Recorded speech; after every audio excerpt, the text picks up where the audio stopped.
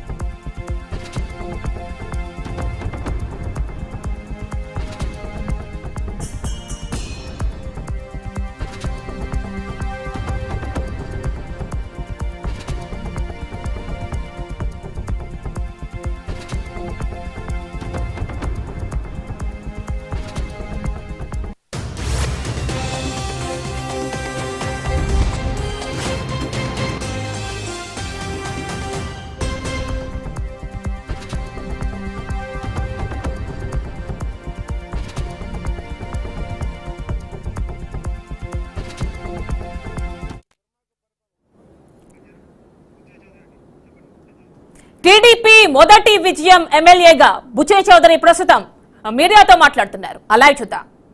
స్పందనని గమనిస్తాం, ప్రజా స్పందన బట్టే పరిపాలన సాగిస్తామని సవినీయంగా మనవి చేస్తాం. జై బుచ్చే చౌదరి గారు.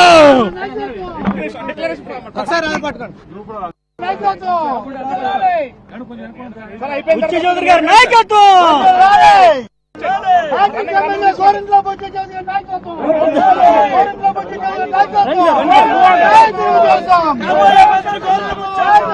బుచ్చే చౌదరి గారు నాయకత్వం.